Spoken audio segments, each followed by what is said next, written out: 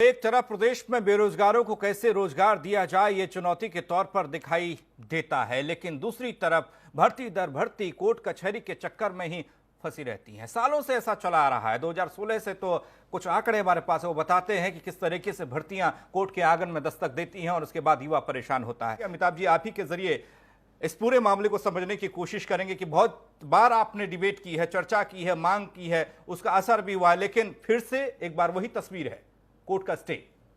देखिए, मैं तो बहुत क्षुब्ध हूं, बहुत निराश हूं, बहुत खिन्न हूं। ऐसी व्यवस्था का कोई औचित्य नहीं, ऐसे दफ्तरों का, ऐसे अधिकारियों का कोई औचित्य नहीं प्रदेश में, जो एक छोटी सी परीक्षा सही से ना करा पाए, इतनी पारदर्शी ढंग से ना करा पाए कि वो अदालतों के चक्कर में ना अटके, ना भटके, ना लटके। 2007 और 8 की भर्तियां उत्तर प्रदेश में अभी कबड्डी खेल रही हैं अदालतों में। कोई तमाशा की कोई लिमिट तय होगी कि नहीं होगी? आज मैं केवल 69,000 बच्चों की बात करने नहीं आया, मैं पूरी व्यवस्था की बात करने आया हूं। एक 72,800 अध्यापकों की भर्ती आई थी मायावती जी के समय में, फिर निरस्त हुई, फिर अखिलेश जी भी लाए। उसमें मुझे अभ्यर्थियों ने एक गणित जोड़कर भेजा, कहा सर 2 बार के उसका सब तकमीना लगाने के बाद 7 अरब रुपया सरकार के पास पहुंचा। 7 अरब, और भर्ती हुई नहीं। बताइए, ये तमाशा रुकेगा कि नहीं? मैं इस बहस के अंतिम चरण में जब बोलूंगा तब इस बात पर आऊंगा, अपने बच्चों से भी कुछ कहूंगा, क्योंकि हमारे उत्तर प्रदेश के बच्चे भी वॉर एट लॉ है। वो बेरोजगार जरूर है, लेकिन वो वॉर एट लॉ है। सुबह 7 बजे वो दैनिक जागरण में विज्ञापन देखते हैं भर्ती का, और 8 बजे वकील से कहते भाई रिट तैयार करो। वो भी महान है, वो भी महान है, लेकिन वो तो बच्चे हैं। बात समझ में आती है, उनकी उत्कंठा, उनकी व्यग्रता, उनकी हताशा समझ आती है। लेकिन ये जो बाबू एसी में बैठे हुए हैं, बुढ़ापा आ गया जिनका, यही कागज काले करते करते वो एक नियमावली जो नहीं बना पाते ठीक से। कहीं भारांक का चक्कर, कहीं गुणांक का चक्कर, कहीं मूलांक का चक्कर, कहीं प्राप्तांक का चक्कर, कहीं आरक्षण का चक्कर, कहीं हॉरिजेंटल आरक्षण, कहीं वर्टिकल आरक्षण। ये तमाशा हिंद बना दिया हर भर्ती को। 12 भर्तियां तो मुझे याद है जो फुटबॉल की तरह यत्र तत्र सर्वत्र डोल रही है, और लाखों लाख बच्चा उनमें हताश, निराश, अवसाद में डूबा हुआ है। वो दिन भर मुझे संदेश भेजते हैं, दिन भर। मैं इस मामले में सौभाग्यशाली हूं कि उत्तर प्रदेश के लाखों लाख बच्चे मुझे दिन भर संपर्क करते हैं।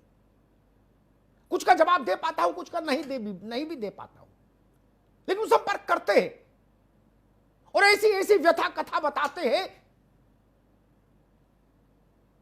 कि कई बार तो मन इतना खिन्न हो जाता है जिसकी कोई सीमा नहीं। वो खिन्नता पत्रकारी लक्ष्मण रेखा से आगे चली जाती है।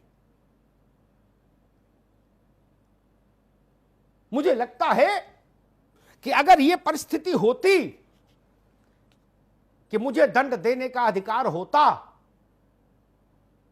तो ये जो 12 भर्तियां अटकी भटकी लटकी हैं 2016 से लेके आज तक की, इन सब की नियमावली बनाने वाले अफसर डासना जेल में होते, एक कंबल और एक थाली और एक लोटे के साथ। लिख लीजिए मेरी बात। कितने भी प्रभावशाली होते, किसी के मामा होते, किसी के चाचा होते, किसी के साड़ू होते, इससे कोई फर्क नहीं, वो जेल में होते। जिस भी अफसर की बनाई हुई नियमावली अदालत में गिर जाती, मेरा निर्णय होता कि इसको जेल भेजो। आपका और काम क्या? मनरेगा में काम करेंगे क्या आप? अगर सच्ची में तो आपका काम ही यह है कि ऐसी नियमावली बनाइए पारदर्शी, जिसमें गुणांक, मूलांक, प्राप्तांक, सारे अदालतों के अब तक के निर्णय सबका सम्मान करते हुए त्रुटि विहीन नियमावली बनाइए। और जो नहीं बना पाते वो जेल जाते, एक। और दूसरी बात, वो प्रश्न पत्र बनाने वाले महानुभाव भी उन पर भी मैं राष्ट्रीय सुरक्षा कानून जरूर लगाता जिनके प्रश्न पत्र अदालत में चैलेंज हो जाते। मैं कहता ये राष्ट्र के द्रोही हैं, भले वो किसी की सिफारिश से बने होते। नवीन श्रीवास्तव के सिफारिश पर कोई आदमी मान लीजिए पेपर सेटर बना होता तो भी मैं कहता इस पर एनएसए लगाओ, इसको जेल भेजो। नवीन बाबू की तरह भी सिर पटकते कि ना भैया इसे तो रहने दो ना, जेल भेजो। जो आदमी 10 लाख 12 लाख बच्चों के भविष्य से खिलवाड़ का प्रथम दृष्टया अपराधी हो, वो जेल क्यों नहीं जाए? अदालत ने क्या कहा मैं उस पर टिप्पणी नहीं करता। अदालत में आपका प्रश्न पत्र गिरा कैसे? वो कमेटी किसने बनाई थी?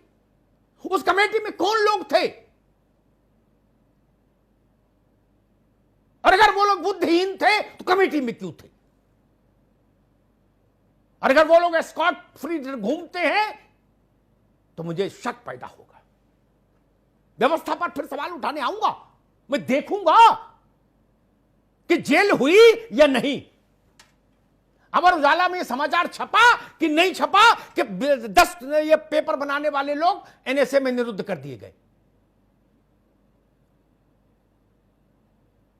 पत्रकार खबर गलत लिख दे तो आप एनएसए लगा देंगे, और ये गलत प्रश्न पत्र बना दें और ठंडे में घूमते रहें, ये नहीं चलेगा ना, नहीं चलेगा। मैं तो एक ऐसी जनहित याचिका भी कल्पना करता हूं कि डाली जाए कि ऐसे अपराधी, ऐसे अधिकारी और प्रश्न पत्र बनाने वाले लोगों को स्थायी रूप से अदालत आदेश दे कि इन सब के लिए एक मानक तय हो जाए कि इनके विरुद्ध एनएसए ही लगाई जाएगी, किसी छोटी धारा में मुकदमा नहीं होगा, विभागीय जांच वांच नहीं चलेगी। हार्डकोर क्रिमिनल की तरह ट्रीट करिए। इससे ज्यादा एक्ट ऑफ क्रिमिनलिटी क्या होगा कि करोड़ों बच्चे आहत हो जाएं आपकी एक नादानी से, मूर्खता से।